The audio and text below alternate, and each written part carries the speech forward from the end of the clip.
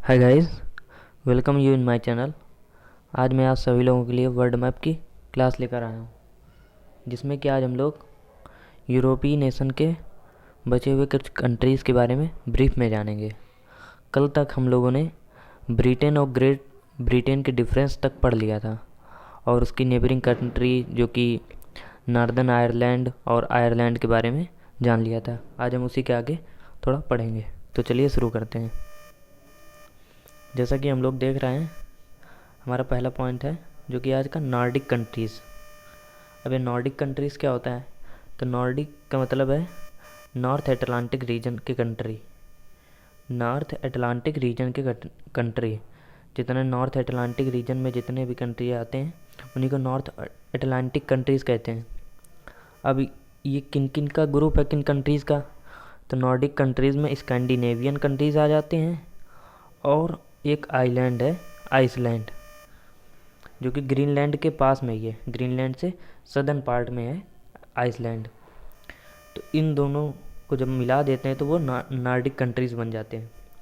अब Scandinavian countries में हमने पढ़ाया था, जैसा कि पिछली क्लास में 3 ही बताए थे, तो जो कि एक गलती हो गई थी, आप लोग उसको सही कर लीजिएगा। स्कैंडिनेवियन कंट्रीज़ में 4 कंट्रीज़ आते हैं। कौन कौन से? जो कि सबसे पहले आता है नॉर्वे, जिसको मिडनाइट ऑप्शन कहते हैं। स्वीडन, जिसकी कैपिटल स्टॉकहोम है, यहीं से नोबेल प्राइज़ दिए जाते हैं। 5 फील्ड के नोबेल प्राइज़ यहीं से दिए जाते हैं नॉर्वे में। नोबेल का पीस प्राइज़, शांति का नोबेल, यहीं से दिया जाता है। और बचे हुए 5 फील्ड के स्वीडन से दिया जाता है। फिनलैंड, जिसकी कैपिटल हेल्सिंकी है, और ये इसे झीलों का देश कहा जाता है। तो इसके बारे में हम लोग जानते हैं। और एक लास्ट वन कंट्रीज़ थी जो कि हमारी थी डेनमार्क, ये रह गई थी। डेनमार्क की कैपिटल कोपेनहेगन। अब डेनमार्क की टेरिटरी में एक और कंट्रीज़ आती है जो कि आइलैंड है, वर्ल्ड का लार्जेस्ट आइलैंड है, ग्रीनलैंड। तो लगभग लोग बताते हैं कि नॉर्डिक कंट्रीज़ में 6 कंट्रीज आते हैं, लेकिन ऑफिशियली अगर कहें नॉर्डिक कंट्रीज़ में 5 कंट्रीज़ आते हैं, प्लस एक आइलैंड भी उसी में इंक्लूडेड रहता है। क्यों? अब ऐसा क्यों? क्योंकि डेनमार्क जो कंट्री है उसी की टेरिटरी में आते हैं ग्रीनलैंड आइलैंड। ग्रीनलैंड को कौन ओन कर रहा है, वहाँ पे कौन लीड करता है ग्रीनलैंड को? तो डेनमार्क कंट्री लीड करती है ग्रीनलैंड को। ग्रीनलैंड पर डेनमार्क का अधिकार है। और वैसे पॉलिटिकली डेनमार्क का अधिकार है, लेकिन अगर जोग्राफिकली देखें तो ये नॉर्थ अमेरिकन कॉन्टिनेंट में आता है। ये आपको बहुत ही यहाँ पर स्पेसिफिक होकर चलना है। अब चलते हैं आइसलैंड, जो कि ग्रीनलैंड के सदर्न पार्ट में बसा हुआ है। ठीक, इसके बारे में ज़्यादा कुछ खास नहीं है। अब अक्सर एग्ज़ाम में पूछा जाता है कि स्कैंडिनेवियन कंट्रीज़ का कौन सा कंट्री नहीं है मेंबर, तो फिनलैंड। कभी कभी कुछ लोगों का कहना है कि फिनलैंड का कल्चर अलग है इसके बचे हुए इन तीनों देशों से, नॉर्वे, स्वीडन और डेनमार्क से। इन देशों से अलग है। तो कुछ लोग कहते हैं फिनलैंड पार्ट नहीं है ना। किसका नहीं है? स्कैंडिनेवियन का। कभी कभी अगर ऑप्शन में आ जाए फिनलैंड तो ही लगा देना है, नहीं तो नन ऑफ दीज अगर लिखा हुआ है, फिनलैंड नहीं लिखा है, तो आपको नन ऑफ दीज में लगा के चले आना है। चलते हैं आगे की ओर बढ़ते हैं। फ्रांस, जो कि ब्रिटेन से ही सटा हुआ है। ब्रिटेन मतलब कि जो कि इंग्लैंड से ही चिपका हुआ है। ब्रिटेन में कितने देश आते थे? ब्रिटेन में स्कॉटलैंड, वेल्स और इंग्लैंड। अब ग्रेट ब्रिटेन कब बनता था? जब ब्रिटेन में नॉर्दर्न आयरलैंड आ जाता था, तब उसको ग्रेट ब्रिटेन कहते थे। अब फ्रांस देखते हैं। फ्रांस की कैपिटल पेरिस। अब पेरिस किस नदी किनारे बसा हुआ है? Seine river. अब इसको इस तरीके से याद करिए, पेरिस को लोग देखने आते हैं तो सीन, तो मतलब कि सीन रिवर से आप याद कर लीजिए। ठीक है। अब आपको ये देखना है कि जो ब्रिटेन है वो पेरिस से या फ्रांस से कैसे सेपरेट होता है? तो एक इंग्लिश चैनल। अब ये चैनल क्या होता है? एक तरीके से समुद्री रास्ता होता है, बहुत ही पतला, लगभग 20 से 23 किलोमीटर तक का पतला रास्ता होगा। तो ये उससे सेपरेट होता है। तो लगभग क्वेश्चन पूछा जाता है कौन से चैनल से ब्रिटेन और फ्रांस सेपरेट होता है? तो ये इंग्लिश चैनल से।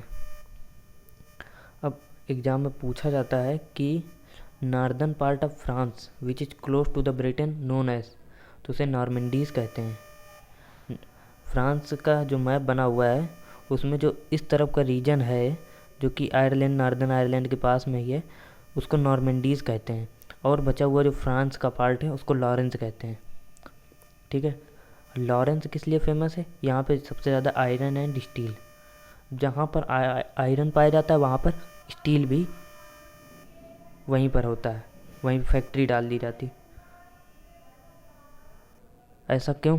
अब ऐसा इसलिए होता है क्योंकि आयरन में 1% अगर हम कार्बन मिला देते हैं आयरन में तो वो स्टील बन जाता है, इसीलिए आयरन और स्टील के कारखाने लगभग एक आस ही पास रहते हैं। लॉरेंस किस लिए फेमस है? आयरन एंड स्टील के लिए। अब यूरोप का भारत किसे कहते हैं? फ्रांस को कहते हैं। अब ये क्यों? अब ये इसके एग्रीकल्चर प्रोडक्शन के बेसिस पे, यूरोप में अगर सबसे ज़्यादा खेती और सबसे ज़्यादा अनाज अगर होता है तो सबसे ज़्यादा फ्रांस में ही होता है, तो इसीलिए यूरोप का भारत किसे कहते हैं? फ्रांस को कहते हैं। चलते अब आगे की ओर बढ़ते हैं। लियोन सिटी, फ्रांस की एक फेमस सिटी है लियोन सिटी। अब ये क्यों फेमस है? ये इसलिए है कि यहाँ पर इंटरपोल का हेडक्वार्टर। अब ये इंटरपोल क्या है? इंटरनेशनल लेवल पर जो पुलिस काम करती है क्राइम को, या दो देशों के बीच में जब कोई भी क्राइम होता है या किसी एक देश से कोई व्यक्ति क्राइम करके दूसरे देश में चला जाता है तो वहाँ पर इंटरनेशनल पुलिस सहयोग करती है। तो उसका हेडक्वार्टर कहाँ पर है? लियोन सिटी, जो कि फ्रांस में ही आता है। पेरिस के जस्ट नीचे है। जस्ट नीचे क्या?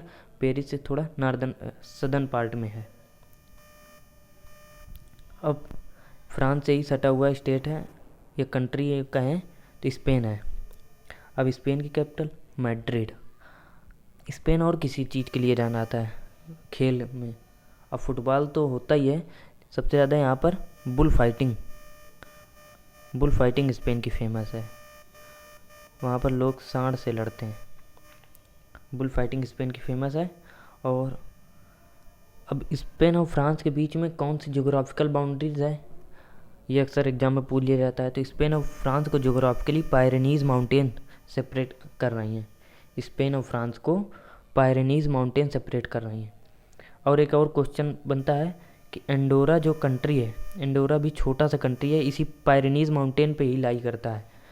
और ये अक्सर एग्जाम में पूछा जाता है कि ऐसा कौन सा कंट्री है जो कि पायरेनीज़ माउंटेन पर पूरी तरीके से आता है। तो अक्सर लोग फ्रांस या तो स्पेन पे टिक लगा के चले आते हैं, जो कि एकदम गलत है। पायरेनीज़ माउंटेन पे एंडोरा कंट्री, छोटा सा कंट्री है, उसी पर आ जाता है।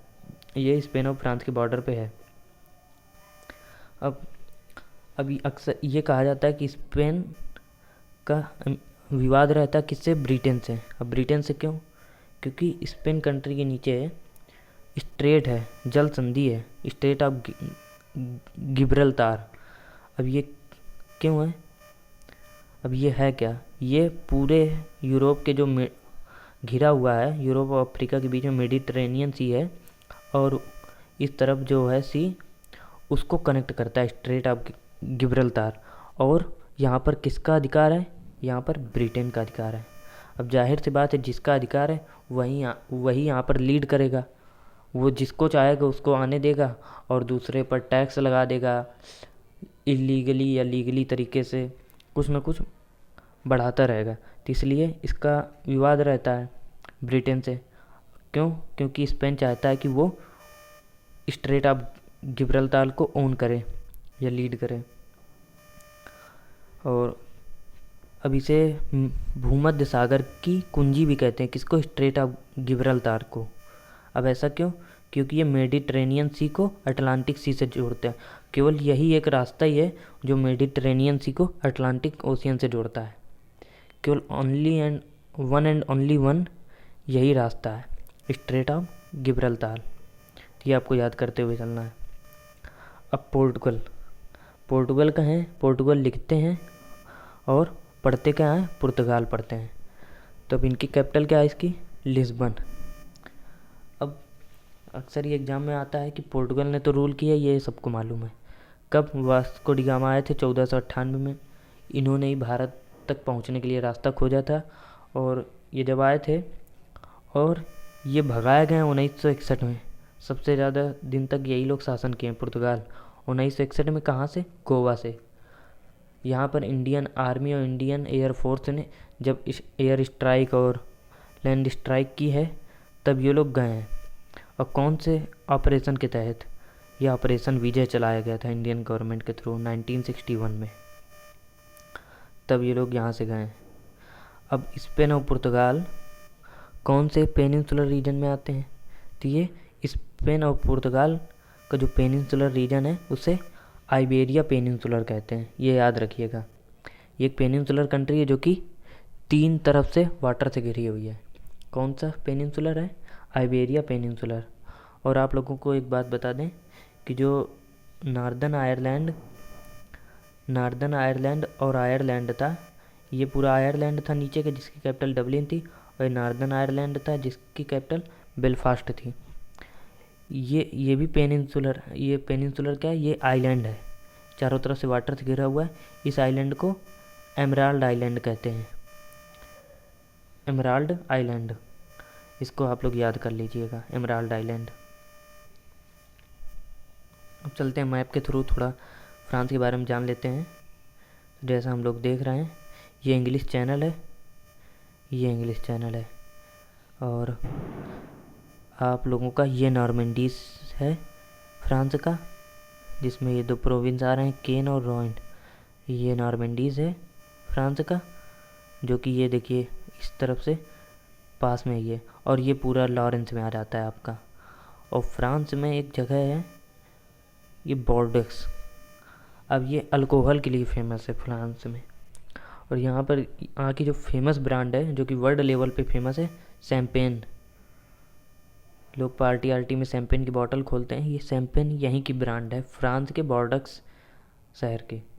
और इसी के पास में है टूलोज शहर। ये जितने भी लड़ाकू जहाज, विमान जितने भी बनते हैं फ्रांस में, ये इसी शहर पे, टूलोज पे ही बनते हैं, ये याद रखिएगा। और फिर आते हैं लियोन, जो कि आपको बताया था कि इंटरपोल का हेडक्वार्टर है यहीं पर लियोन शहर पे। और फ्रांस की कैपिटल आप लोगों को ये देख लीजिए, फ्रांस की कैपिटल कहाँ पर है ये। चलते हैं और आगे की ओर। ये देखिए स्पेन, ये देखिए स्पेन का बॉर्डर है, ये पायरेनीज़ माउंटेन है, और यहीं पायरेनीज़ माउंटेन में यहीं कहीं एंडोरा बसा हुआ है। अब चलते हैं, ये देखिए ये पूरा पेनिनसुलर रीजन है, और ये स्ट्रेट ऑफ गिब्राल्टार है, ये अफ्रीका देश है, और ये स्ट्रेट ऑफ गिब्राल्टार है, ये मेडिटेरेनियन सी है, ये अटलांटिक ओशियन है, इसको सेपरेट करता है, आपको ये याद रखना है। और फ्रांस में ही आप लोगों को, फ्रांस में ही इस तरफ सदर्न साइड में एक आइलैंड है, कोर्सिका आइलैंड, ये याद रख लेना है। अगले मैप ये देखिए, ये कोर्सिका आइलैंड है, ये फ्रांस के ही रीजन का है। तो चलिए आज के लिए बस इतना ही। थैंक यू, जय गुरुदेव।